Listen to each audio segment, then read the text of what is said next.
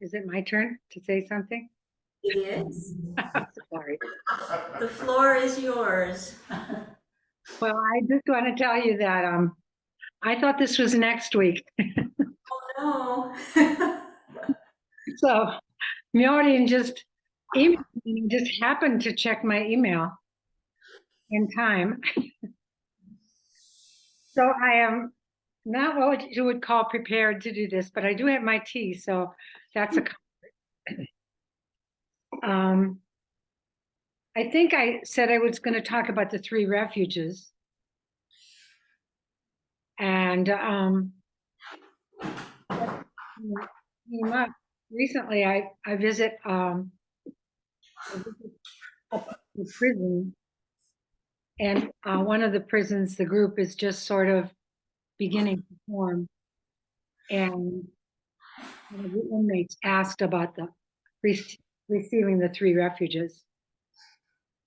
And as I'm sure most of you know, in the Soto Zen tradition,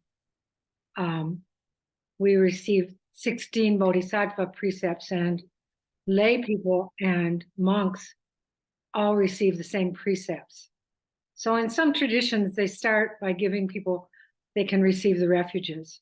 And then the next step, I think, like in Thich Nhat Hanh's tradition, I think the next step is like the novice, or I'm not sure, there might be another step in between.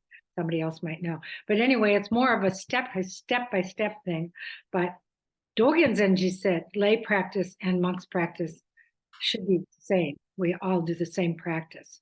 So he was trying to kind of equalize it.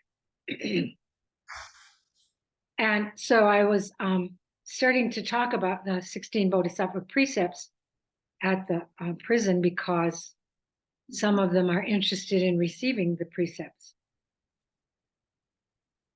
So I was looking at, maybe some of you have read the book Being Upright by Tenshin Reb Anderson from the San Francisco Zen Center, actually from Green Gulch.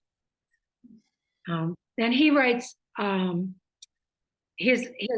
book is basically a commentary on the teachings of Dogen about the precepts, called the Kyoju Kaimon. And so what Reb has done, and I think he's done some of his own translation, because he's translated quite a bit with Tanahashi and of Dogen. And so what he's done is he's taken these sections and talked about the different ways in which Dogen Zenji talks about it. I brought my notebook, but I guess I set it down when I made my tea. So I've got notes about what he says about the refuges, but since I left my notebook in the kitchen, I'll just have to see what I can remember. One of the things that has always interested me about the 3 refuges, as you know, the 3 refuges are the first 3 of the 16 bodhisattva precepts. So it's the 3 treasures, taking refuge in Buddha, Dharma, and Sangha. And then the next 3 are the 3 called the 3 pure precepts, which are, Dogen Zenji translates them as embracing and sustaining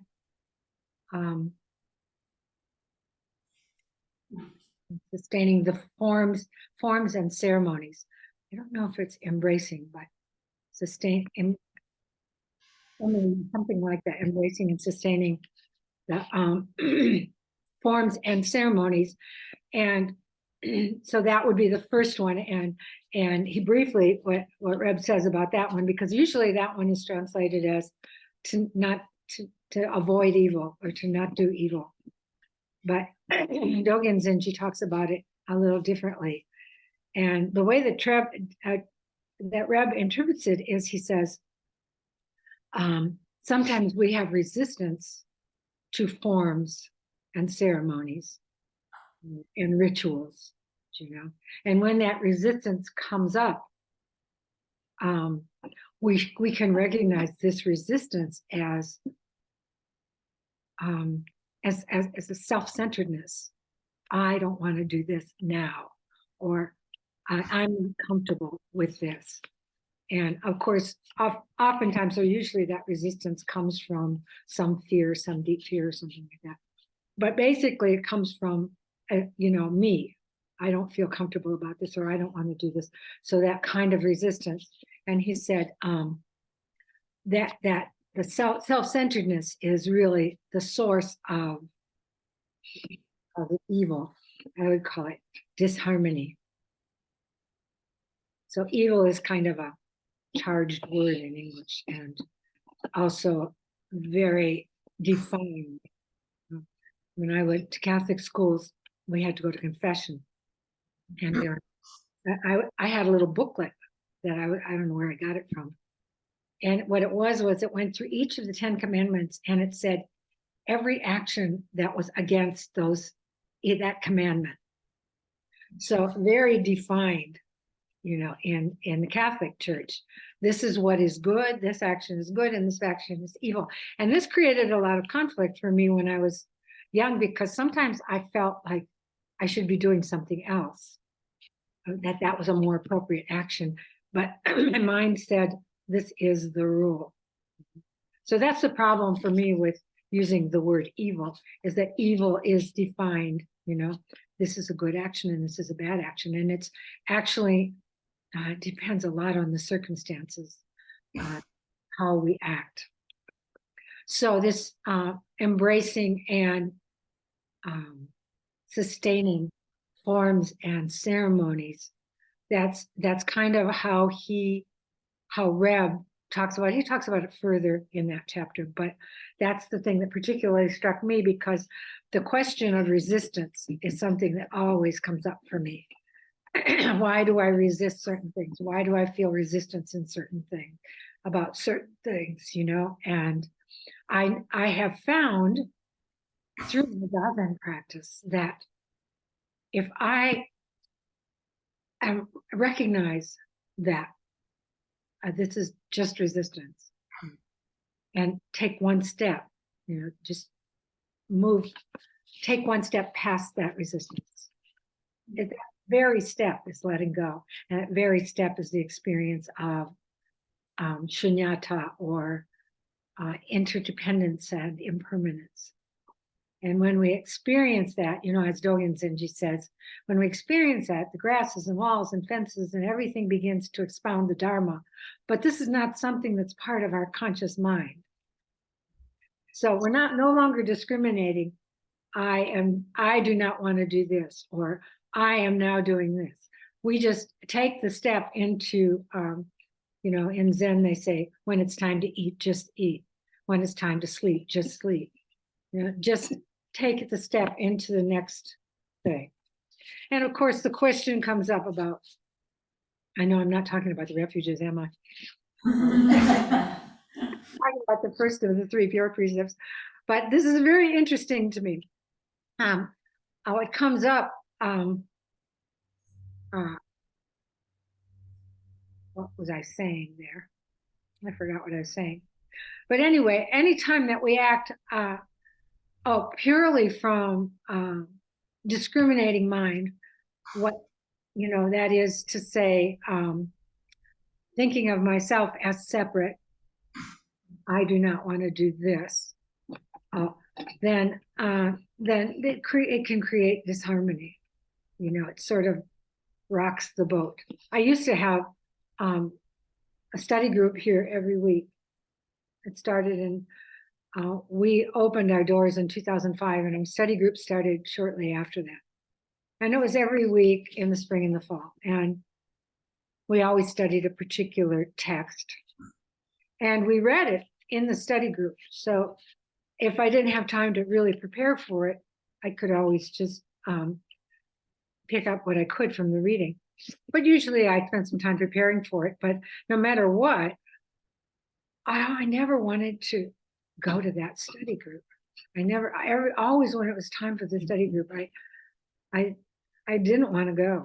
But there were other people that were coming, and they were sort of relying on me to be there, and that was part of the impetus.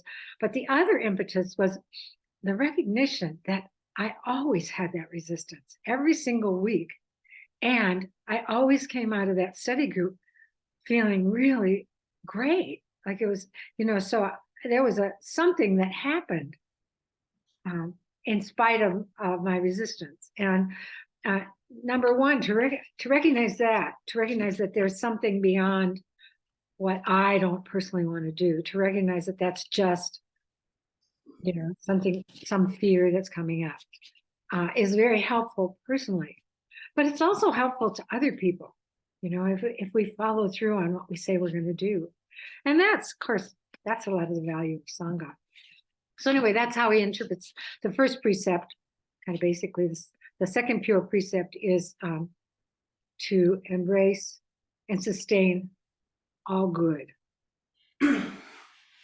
Of course, that's relative too, and the third one, as you're probably familiar with if you've received the precepts, I see some of you have Roxy's on, is to embrace and sustain all beings. And that's the one that we use most commonly in the ceremony. I think Nonin probably followed a lot of what Katagiri Roshi's translations were, although I know Nonin did his own translations too. But that's the way that it was kind of passed to me. And Shohaku Okamura says to avoid the unwholesome, to do the wholesome, and then to embrace and benefit all beings. So those are the second of the 16 Bodhisattva precepts, and then there's the 10 so-called prohibitory precepts. And these refuges and these three pure precepts are ways of helping us to reflect on the 10 prohibitory precepts in maybe ways that aren't just don't do this. So Dogen Zenji says that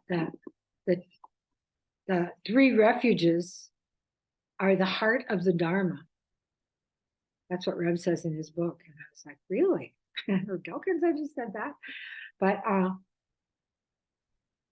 I think if you look at what the underlying spirit of the three refuges are, I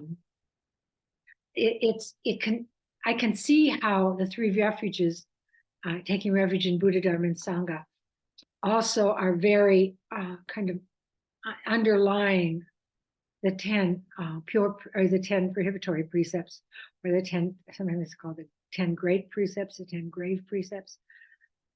And the reason I say that is I realized when after I was in Japan, when we sew a rakusu, we chant the refuges on each stitch, right?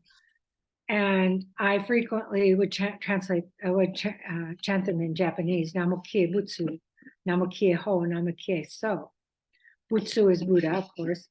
Ho is Dharma in Japanese, and so is Sangha. But it wasn't until I started studying Japanese that it clicked that kie comes from the verb kaeru, which means to return home. So we say I take refuge, and I always thought, I've thought ever since I figured that out about kaeru and kie, if it means I return home to the Buddha, I return home to the Dharma, I return home to the Sangha, why do we say I take refuge? And I think, to me, it's very important for us to realize that there is that spirit of returning home. That this, there's two different verbs in Japanese for returning. And one, the kaeru, means specifically, it means to return home. So that's the one that is being used here. And, returning home to the Buddha, Dogen Zenji says, everything is Buddha nature. He says, Buddhism teaches that everything is Buddha nature, but that's not the way it is. It's everything has everything. He said, Buddhism teaches that everything has Buddha nature, but that's not the way it is. The way it is everything is Buddha nature. Can you hear me now? Yeah. Oh, sorry. I just realized my microphone wasn't plugged in. So returning to the Buddha we are already part of Buddha nature. We are already, not separate from it. If we think about returning to the Buddha as being part of Buddha nature, it's a very different thing than thinking of the Buddha as something that's outside of ourselves. And it's hard. It's hard to think of ourselves as part of Buddha nature. At least this is what came up in a study group that I was doing early on when we were talking about this. This woman said, "Oh, it's just hard for me to think of myself as part of Buddha nature." But Buddha nature is nothing but life itself. It's the interdependence of everything. It's everythingness, which is basically what shunyata is. It's translated as emptiness, but really it's everythingness or spaciousness. There's a book about emptiness, about shunyata, where the author points out that actually the meaning of shunyata comes from the early days when monks used to do sky meditation. And so she said it was referring to that spaciousness that's experienced when we, look at the sky. We don't know where it begins and ends, and it's not something tangible. We can see it, so it becomes something real for us, but it's, if we try to grasp it, we can't.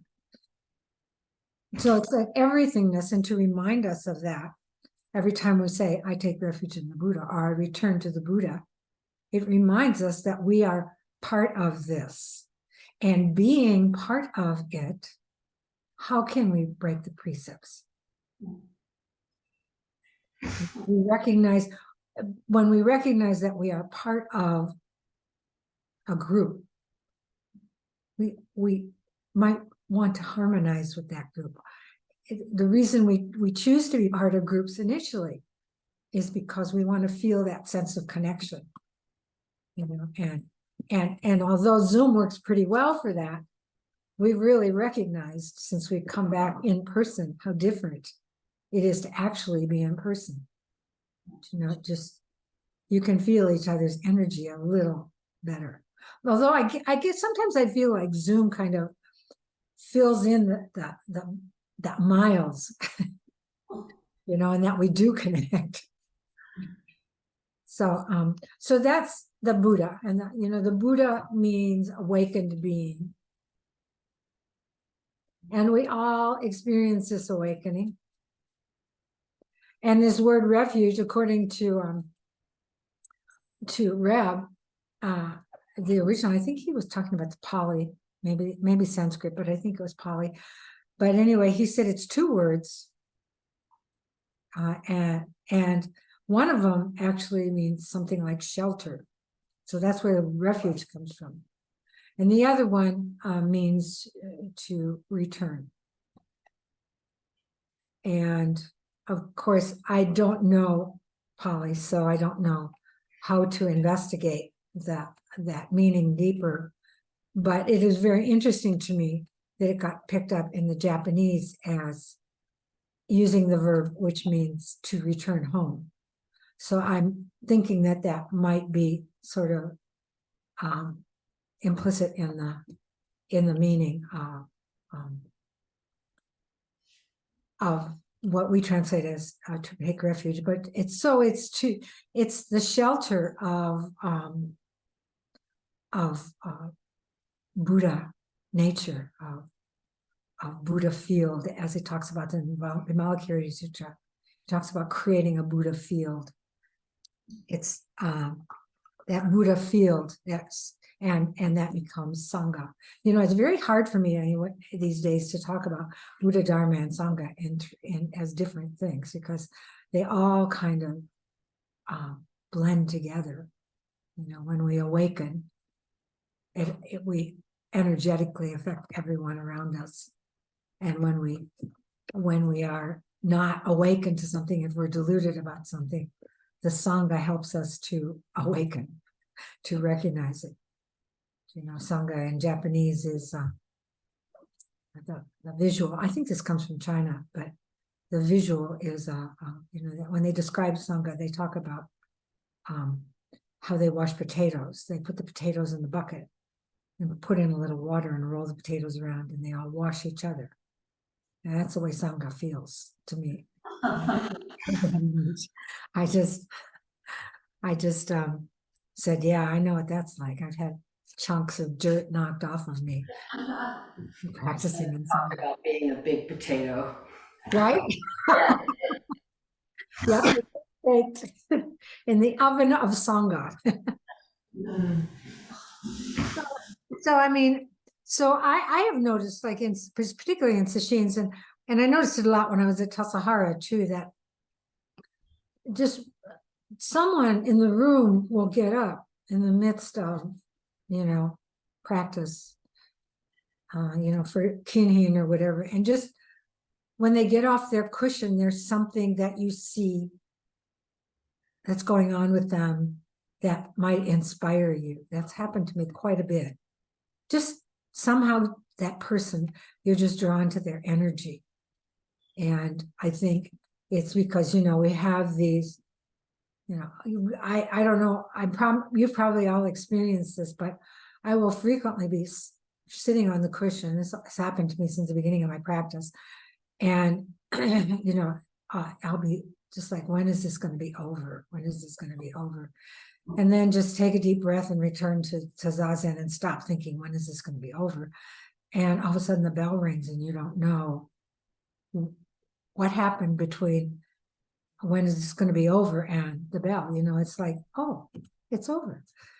And I think that's because we, when we let go, we enter into that place of spaciousness, and we don't recognize it because it's not something that we can consciously understand. We consciously understand it, then we're not there. It's that, again, we're separating it. When we Katagiri Roshi one time, he said there's 5 different he talked about 5 different stages of before up to consciousness. And one was the experience itself, and then the second one was to perceive what happened, or to just to perceive it, I guess, I don't know. And then I don't remember what all the steps were, but the final one was consciousness. And he said, actually, as soon as you perceive it, it's already past. You're already starting to interpret it.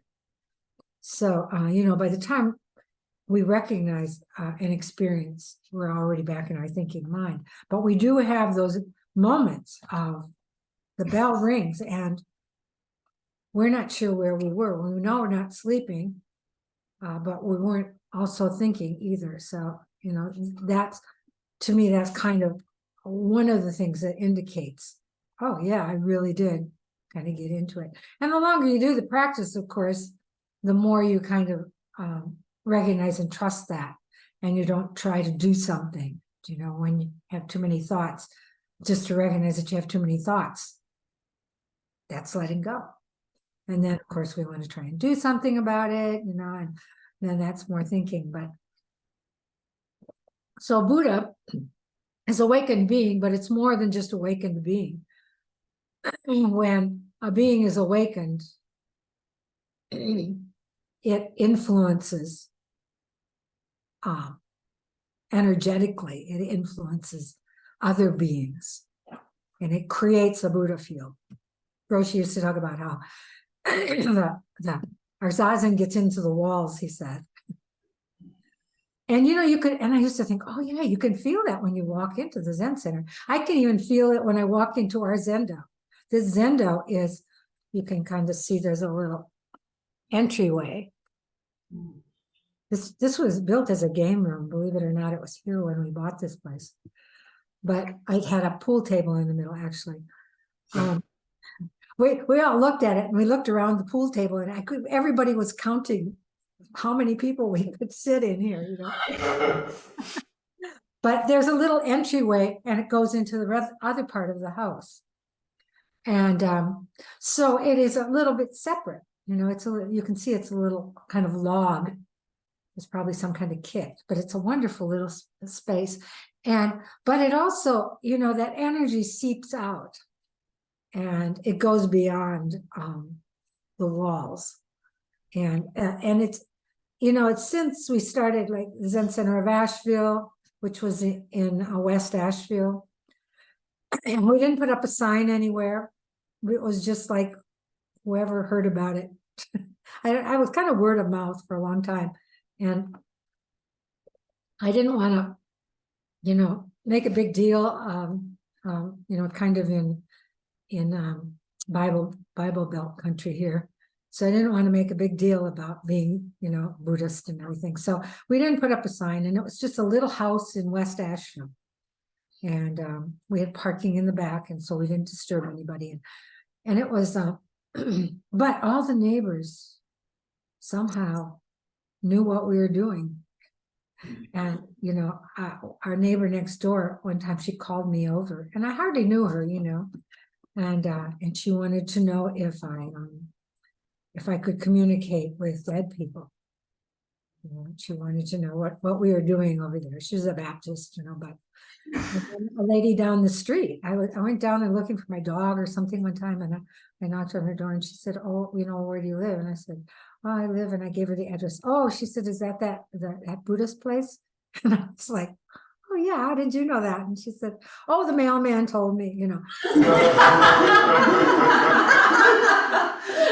And then we had this born again Christian back behind us in the back part, and you know, he was very interested in what we were doing, but he was trying to convert me. But I said, that's okay. He can try and convert me, because if it's something that's better than what I'm doing, hey, I'll go there. So the Dharma, you know, the Dharma is, you know, it's the teachings, of course, but the teachings are just what point at what the Dharma is. The Dharma is really truth. And Katagiri Roshi used to say, the truth of life is just to live. That's just like when it's time to eat, just eat. You know? When it's time to go to Zazen, just go to Zazen. When it's time to study group, it's just, you know, it's time to give a lecture to the Nebraska Zen Center, just get online. So the Dharma, you know, the truth. But what is truth, you know? And truth is things as they are. What we somehow miss when we're thinking about the future or thinking about the past, you know, or worrying about anything, we have difficulty being in the present. And this is what Zazen helps us to do. It helps us to just get into the place where we are with all beings, and all beings can actually give us some suggestions. I you know, sometimes I come up with solutions to difficulties just from sitting, you know. It's like I'll be thinking about it and thinking, okay, so Zazen, just let go, take a breath, you know, go, and then it comes up again, and then the bell rings and boom, a little solution comes up. And where does it come from? I don't know. I don't know. It comes from my ability to listen, my ability to open my eyes. You know, awareness is just nothing but noticing what's available to us. But sometimes when we're chasing after something we think we need, we miss what's available. So to be able to be in the present moment, which is really what Shikantaza practice is. I say Shikantaza is to resist the compulsion to do something. Mm-hmm. You know, we get there on the cushion and we want to do something. We entertain ourselves with our thoughts, or we give ourselves techniques or gimmicks. Katagiri Roshi was always telling us, you don't need gimmicks. You don't need techniques. Just sit down and shut up. That's what he said. Shikantaza, he said, just sit down and shut up. So I think Dharma is really just pointing to being in the present moment. You know, tatata, or tathagata, that's an epithet of the Buddha. There's 10 epithets of the Buddha. It means suchness, or as it isness. or things as they are. So that's one of the ways of experiencing awakening, just being present. So that's Dharma. And then Sangha, we had talks about Sangha. You might want to go back to our YouTube channel and look at some of the talks about Sangha. We have talks every Saturday morning, and I've just been inviting all these teachers. Although yesterday, do any of you know who Duncan Trussell is? He's yeah, he and I had a conversation. He was one of my students. I used to teach at a local college, and he was a student there. And so now he's a stand-up comic. And but he practices Tibetan Buddhism, and he has this. He's kind of, he did a Netflix movie called Midnight Gospel, which is, I got through 2 of them. It's not really a movie, it's a series. And then I had to watch the Dalai Lama and Desmond Tutu to kind of bring it down. So so yesterday Duncan and I had a conversation. We're trying to create some podcasts, but basically I've been inviting all these teachers. And last year was the year of Sangha. And so all these different teachers talked about Sangha from different perspectives, and it was very, very interesting. And that's all on our YouTube channel. So if you're interested in Sangha. So Sangha, it went everything from Zuiko Redding. I think you all probably know Zuiko. Hers was called Sangha, good support and a kick in the butt, or something like that. And then the last talk that was given by one of Shohaku's students, one of the priests from Sanshinji, who was like a biology person or something like that, and now he's a Zen priest. And he talked about how Sangha goes beyond human life, and he really took it way out. I mean, it's like the ultimate Sangha, the 10 direction Dharma world. But the idea, of Sangha is really that we awaken with each other, and we awaken because of each other, and we awaken each other, and it's not fun always. Sometimes it's a kick in the butt, but this practice is not fun always. And if you've done it for any period of time, that sometimes you just don't want to do it, and sometimes you get on the cushion and you just don't want to be there. And those are the times, whenever I feel that, I think, Teijo, this is when you get the best information from Zazen, because those times when we resist, those are the times when we are lost in our delusion. And Shohaku was talking at Zen Center of Asheville one time, and he said, I'll never forget this, he said, delusion keeps coming up. And I thought, yeah.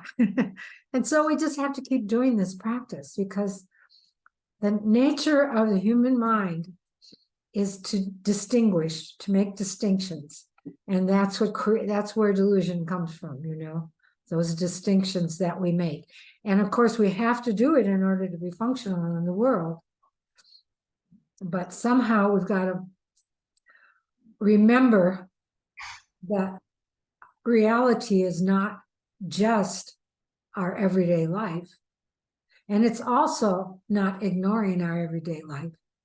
It's, both the spaciousness of life in the present moment, and also the reality of the fact that our ego actually keeps us alive. Our ego can either drag us around because we're not aware that we're caught in some of our own ideas, or our ego can give us just that thrust to continue to live and, make a plan.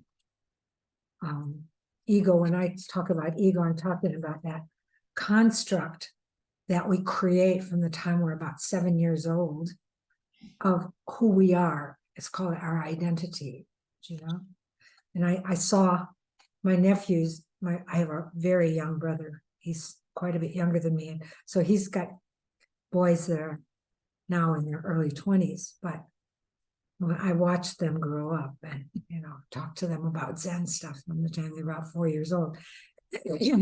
From the time that my nephews got into school, they started to create a little structure of how they thought. And it was based on what they already knew. So I would be talking to the 4-year-old and we'd be talking total stream of consciousness. I could ask a question and he'd be off on another thing. I'd be talking to the 6-year-old and I'd say something and he would say, is that like, and he'd compare it to something he already knew. That's the way we start to construct our identity. That's how and by the time we get to be 20 years old, we have a pretty well constructed ego. But if we understand that we constructed it, if we can keep going back and say, okay, this is a delusion, this is just something that I constructed that I'm attached to. If we can recognize that, then we have more flexibility and we can make some choices. But our ego is the thing that keeps us alive. If we didn't have an ego, we wouldn't cook, we wouldn't eat, we'd just die. So there's a certain kind of will to live that comes through all of that. So anyway, Sangha, I think Sangha is very, very underrated or under discussed. I think probably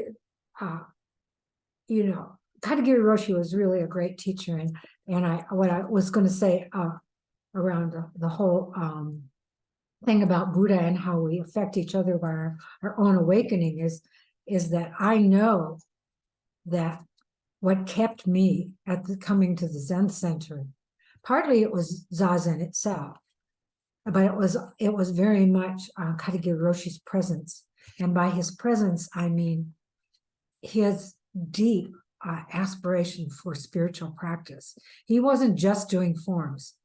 I mean, he did the forms perfectly. He never put a stick of incense in crooked. I never saw him put a stick of incense in crooked. And Reb was talking about that in being upright. And he said that Katagiri Roshi once stopped when he was putting an incense, I think at Tassajara or something. This was in the early days. And he said, you should always put the incense in straight. If you put the incense in straight, you bring your mind becomes straight. Or your mind becomes upright or something. That's how Reb was saying it. So that was the kind of person that he was. But what was underlying that was not just an overlay of forms. The forms were just kind of carrying us through the practice. Carrying him through the practice. I remember the first time I had to give a lecture at Zen Center, I was so nervous. And I went up there and I couldn't remember how to offer incense. And I thought, well, I'll just go up there and I'll figure it out. And I went up there and I just knew what to do, but just that, so the forms can carry us. And sometimes, I'll come here and, I've done this for so many years, and these rituals, I've been doing the doshi part for so many years. The rituals are just in my body, and sometimes I'll come in and I'll just be so tired, but my body will just know what to do. It's like a beautiful dance, and that's helpful, because sometimes you just aren't very motivated in this practice, but the forms carry you and the Sangha carries you, and the aspiration for the experience of oneness, which is really Dharma, which is really Zazen. Dogen Zenji says, every single time we sit down in Zazen, that is awakening itself. And it is. There are those moments when we're thinking too much and when we're trying to figure out answers to a problem. But we keep coming back. We keep coming back to our breath. We get carried off and we keep coming back. And it's a training in coming back. we learn how to come back. And pretty soon, I don't know when this started, but at a certain point, I would feel anger coming up at a certain point in my practice, in a certain situation. And I would just take a deep breath. So somehow that translated into my everyday life. And, so that's how this practice is. So I feel so much gratitude for it. And I feel so much gratitude for Katagiri Roshi and his presence. But I also feel a lot of gratitude for our Sangha, because I didn't always love everyone in our Sangha. They didn't always love me. And somebody said this to me that I was in the monastery with, he said, I really didn't always like everybody that we were practicing with, but he said on a deep level, we really connected. And it's so true. When I was in the monastery in Japan, there was this one guy. He had been raised Christian and he pushed all my Christian buttons, he had this sort of judgmental way about all this stuff, and I was judging him. And, he just really annoyed me. But I learned a lot, obviously, from him. And we had a big blowout at one point, and that was actually very useful for me. I learned a lot. And I learned a lot from him. Probably he was one of my best teachers. But now we're back in the United States. He's an American. And we have so many connections that we have come to really respect each other on a very deep level. And I can't say that, all of these issues are resolved. If I had to live in a monastery with him again, I'm sure they'd come up again. But you have to appreciate Sangha. And some of the Sangha at Minnesota Zen Center, we have some very deep connections that go way back. So, okay, I talked too long, didn't I? I don't know how long I was supposed to talk. All good, all good. That's good. Do we have time for any kind of discussion or? Yes, if you have time, we have time. So if anybody has comments or questions, welcome them here. I have one, if I may. Diane? Good morning, Teijo, thank you. I was really touched by what you were talking about, I guess the etymology of the words with, the Japanese translation of refuge is coming home. Because to me, when I think of refuge or shelter, our connotation of that, or mine anyway, is it's avoiding something bad out there or escaping something fearsome. It feels real dualistic, where when I think coming home is belonging and welcome and familiarity and challenge and growth, and it just acceptance. It's just got such a more spacious place to go. So I just love that. Thank you. Thank you. And when you were talking, I was thinking, and I've been thinking about this lately, it's that going home has the feeling of returning to silence. I've been talking a lot recently to people about one of my strongest reasons for continuing to do family meditation is because I as a child was taken to church at the age of about 4 years old, and my mother would sit me next to her and hold my hand, and I've always been very extroverted and very squirmy, but what I was able to do at a very young age, and also I went to Catholic schools and we had to go to Mass every day. And what do kids do in Mass, but you do touch that silence when you sit down and shut up. And as a child, we can touch it more deeply because we're not thinking about so much. We don't have so much to think about. We haven't lived long enough to have a lot of stuff. And so I really feel strongly that if children can learn what it feels like to be silent, which we all have, that silence, that quiet inside of us, which is to me coming home, that it's always something that they can return to at any time in their life. When I left the Catholic Church, I was, in a Catholic convent, I wanted to be a nun. And after that, I kind of threw out the baby with the bathwater and just had a wild 20s. and did lots of crazy things. And, but I got to the point where I couldn't stand how chaotic my mind was.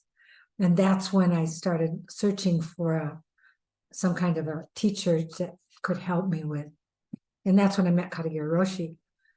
But you know, I had touched that as a child, and I had enough of it, of that experience in me, that it was something to come back to. And what I'm finding is that the kids here, since we started Great Tree, there was a whole huge family meditation at one point.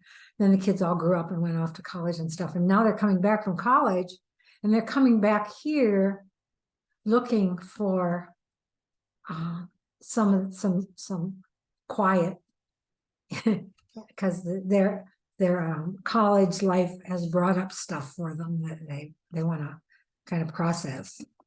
So it's definitely, I think it's important to recognize, you know, my name Teijo means, this is Katagiri Roshi's translation. Two translations. One was authentic equanimity, and the other is right stillness. And, you know, at first I thought it was a joke, because I was always being teased by everyone at Zen Center, not Roshi, but people who had sat next to me, because I wiggle so much, you know, and I was studying a lot of dance at the time. So I could feel every muscle in my body. So I was always adjusting, you know, and trying to, and so people were always saying, oh, you move all the time, you know, you need to sit still. But Roshi never said anything about it. Then he gave me this name, right stillness, you know, and I'm like, well, this has got to be a joke. And but then when he saw me right after our ceremony, he came up and he said, do you like your name? And I could tell that he thought it was really a beautiful, wonderful gift, you know. So I thought, I guess this isn't a joke, you know. And so I thought about it. And I mean, I think what he saw probably is, you know, like when the first time, for example, the first time that I ever was doan for a morning service, I had, you know, I studied piano, so I knew you needed a lot of rehearsal. I'd rehearsed and rehearsed and rehearsed. And the very first time, I didn't make one mistake on the bells. And, you know, those of you who have done that service know it's kind of offset with the bells and the doshi. And, you know, so it's a little tricky to learn the timing on it. It's not complicated, but it's a little tricky. And he, you know, he was very impressed. And afterwards he said, you did that perfectly.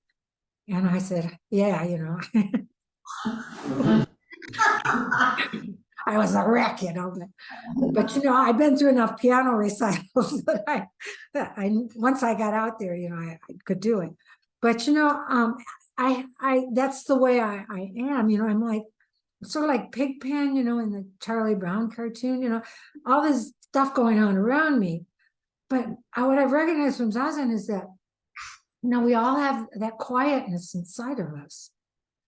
We all have the silence to return to. We just got to kind of let this all settle down, you know. And in family meditation, we make globes. We make like snow globes out of glitter and glycerin and jars, and you know. And we take pictures of the kids and we make little prints of them. We take pictures of them doing zazen and we glue it to the inside of the jar. I don't know if you can picture this. So it becomes a little snow globe with them on the inside, you know. And when you shake it up, you know, this glitters all over the place. But when you set it down and let it be quiet, and it's like zazen, everything just kind of settles. And then we touch that silence, you know. And little kids, you know, you tell them to do shikantaza and you say, it just, you know, you sit like this and you put your legs like this and you breathe into your belly and you tell them all this. And you tell adults this stuff, and invariably someone will say, what should I be thinking about? What should I be doing? And I'll say, nothing, just sit there, you know. But what do I do when I'm sitting there? But the kids, I said, do you have any questions? Nope, they just do it. I'm sorry, I got way off. Thank you for your comment. It's all good. This is Pam. I also really appreciated that slight turn on the meaning of taking refuge. That was really nice. But I also appreciated your focusing in on the idea of paying attention to your resistance. Mm.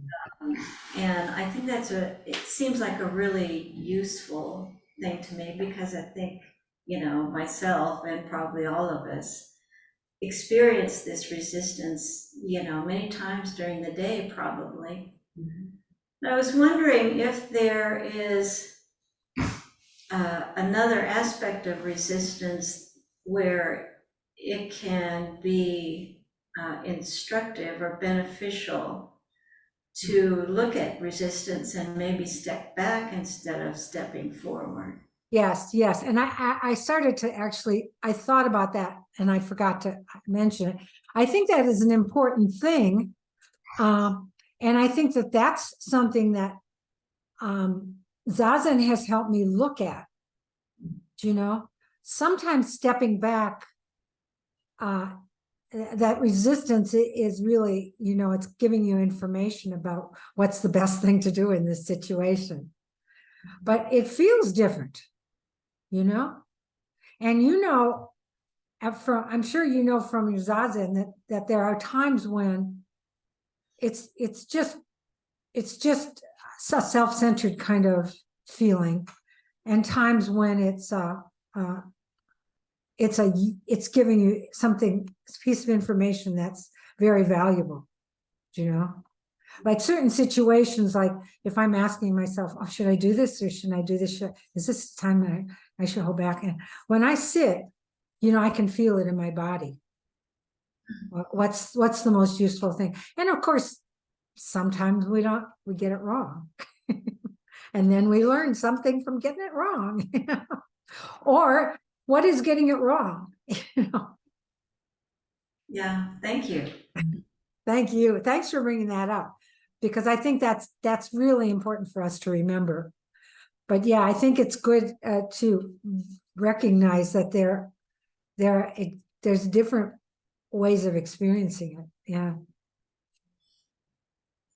So I have a question. Hi, I don't know if you can see me, Teijo, it's Vicky.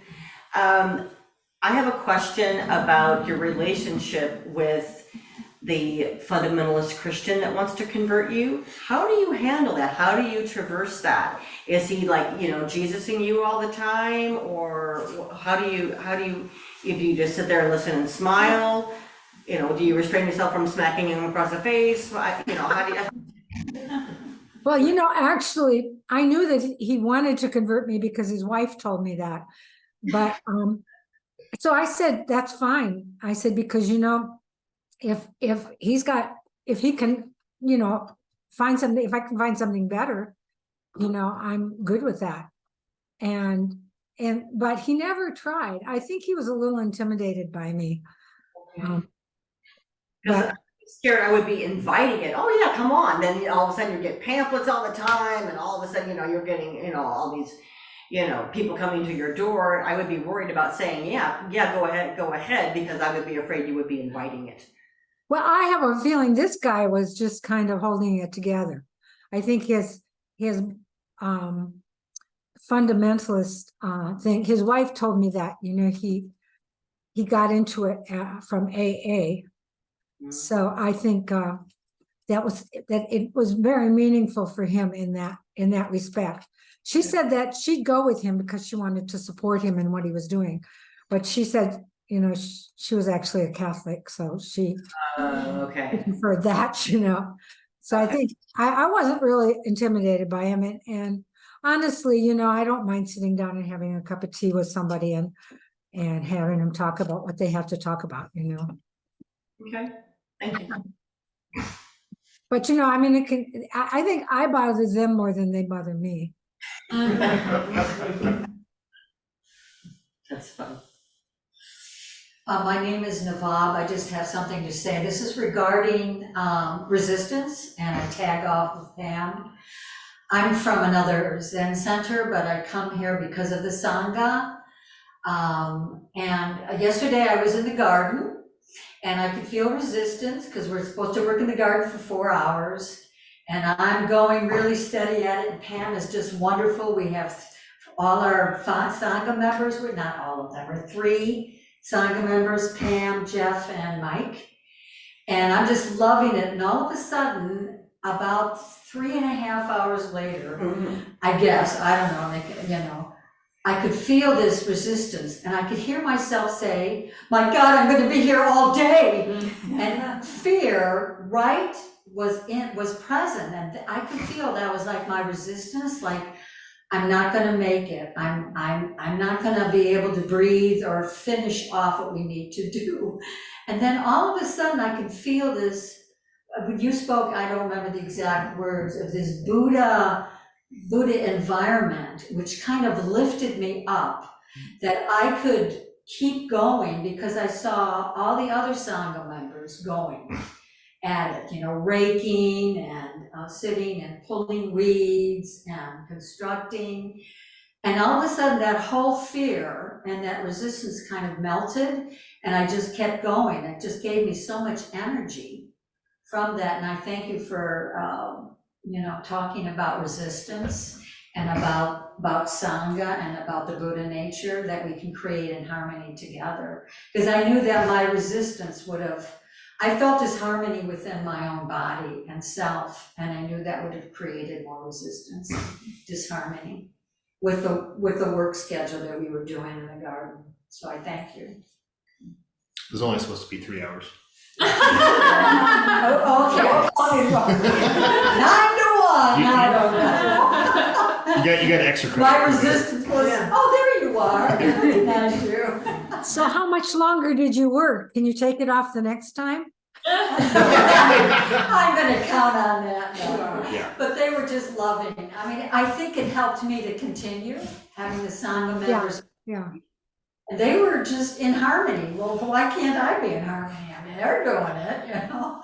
Right, yeah. And you know, I just thrive on that. I just love it when other people, when we're all working together. To me, that Sangha work is just, I just get energized by it. And I'm getting to the point now where sometimes I actually have to back off of it. And I just, you know, my body, I'm 77 and my body is feeling 77, you know? And I have to back off of it. And it's just so hard for me. But if I don't, I just collapse, you know? So that's the other side of it. That is your name Pam? My name's Navab. What? Navab. I'm talking about the other side of it, that you Oh, know, yeah. sometimes you have to kind of recognize it as not really resistance, but you know, I need to just stop. You know what I mean? So, because I was getting tired just hearing you talk about being there.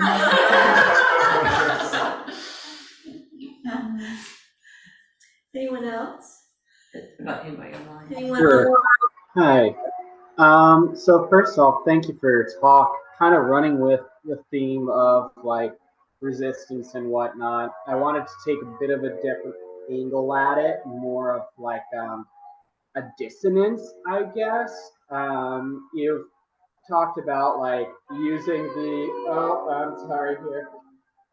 using the forms to kind of carry you through that there is, you know, this momentary resistance, but there seems to be like this deeper commitment since you've had this habit of practice. You've instilled that into your body. You can rely on what's underneath there, that actual desire for awakening to kind of carry you through. And I've been thinking about this more and more, like in the context of a community, of a Sangha. It's, I'm sure we've all been in communities that tend to more mutually police or restrict one another, that can have that sort of social resistance. But I know when I get into, you know, Nebraska Zen Center for Sesshin and experience all of us having that sort of commitment, there can be these moments of resistance, but there's still, because there's that underlying drive, still that we all share. It's a super liberatory experience that I find very beautiful. I wanted to ask, I guess, about circumstances in community where maybe not everyone has that sort of desire, where there is more of that kind of restriction. If we all are relying on this sort of desire for ourselves and for each other to wake up, what happens when maybe that motivation grows weak or is not always shared in the community? I think that's probably true in every Sangha. And I think that's a Sangha practice, is finding a way to, and it's a Mahayana practice, finding a way to include people who may not be motivated in the same way as you. When I was in the monastery, there was this one nun. I guess she had kind of a rough background. I don't know what her background was, but she had kind of a tough facade. And it was very clear that she did not like to do Zazen. And I think too much like painful stuff came up or something. And the teacher there just took her on as his Anja. It's called an Anja. The Anja is the person who kind of takes care of the teacher's room and cleans and serves them meals and things like that. And that's pretty much all she did. I didn't see her in the Zendo very much at all. And I know a lot of people had a lot of problem with her as a person, because she didn't quite have the open-mindedness that, sometimes Zazen will help you cultivate a little bit more. So that, but not always, but anyway, that was such a lesson to me. I thought, yeah, everybody has a different relationship with the practice, and when we went out for takuhatsu is begging practice. We would go out with a bowl. We put the bowl in our hands and a bell. Well, actually the opposite way, and ring the bell and chant the word ho, which means Dharma. We go out in a line usually. Well, we did it different ways, and it was very difficult for me to the concept of begging was painful, because I'd been trained pretty well not to beg. And one day the teacher said to us, you Westerners, he says, you have trouble with the idea of begging because you think you're getting something for nothing. But we get, as a monk or as a nun, whatever, you are doing the practice on behalf of others. And so you're sharing the practice when and you don't charge anything for sharing the practice. But when we go out and we either chant and ring the bell, or we, chant ho, or we go door to door and we chant the Heart Sutra or something, it's sharing the practice. And that's the way that other people can participate in it. And those people never came to the monastery and sat with us. But you could tell when they came out and they put money into your bowl, or they put rice into your bag or something. I got to just love takuhatsu, because you could just feel that it awakened something in them. It awakened their own spiritual aspiration. However people can participate, we should find some way to welcome them, I think. And that's bodhisattva practice, really. And one of my big challenges is to try and talk to people who are Trump supporters, because I'm not.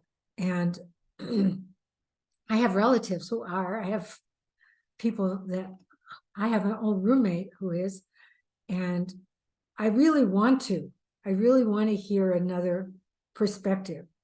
But it's very challenging, but I feel like, it's very important for us to continuously have faith, just like the Dalai Lama, when he left Tibet, he said, I will be back. And I heard him speak, I heard him interviewed one time, and somebody asked him, would you, if you got invited back to talk to the Chinese, would you do that? Oh, yes, I would go. That's a bodhisattva. Well, thank you very much.